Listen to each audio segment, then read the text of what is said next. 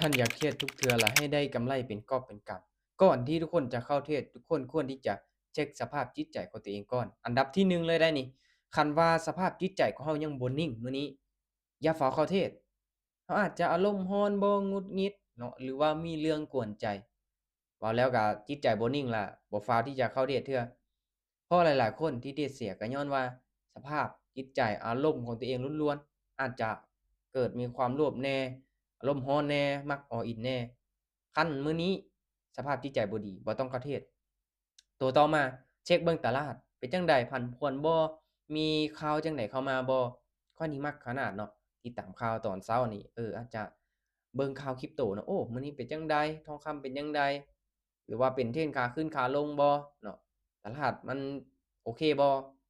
คันว่าไผที่เป็นสาย Day Trade เนาะเทรดในแต่ละมื้อนี่ต้องได้เช็กเบิ่งทุกมื้อ ต้องเอิ้นได้ว่าดุแน่หน่อยหนึ่งเนาะและตัวต่อมาเช็กแผนของเฮาแผนของเฮานี่วางมาจั่งใดมื้อนี้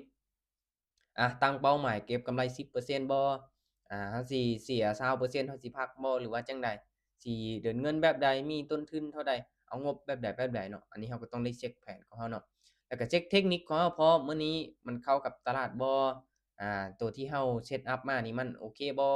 มันได้ผลบ่เนาะเราก็ต้องได้เช็กเบิ่งรายละเอียด สำหรับตัวนี้ก่อนที่ว่าเราจะเข้าไปเทรดได้เนาะแต่ละมื้อเราต้องมีการกดเช็กอิหยังคักแน่ได้ทุกคนเนาะคันว่าเข้าเทรดแบบเดาเอามั่วซั่วนี่บ่ได้เด้เนาะคือมื้อนี้ข้อยเองก็เข้าไปเทรดน้อยหนึ่งเนาะอาจจะพลาดแหน่แต่ว่าก็มีกำไรมาน้อยหนึ่งเดี๋ยวค่อยจะให้ทุกคนเบิ่งเด้อ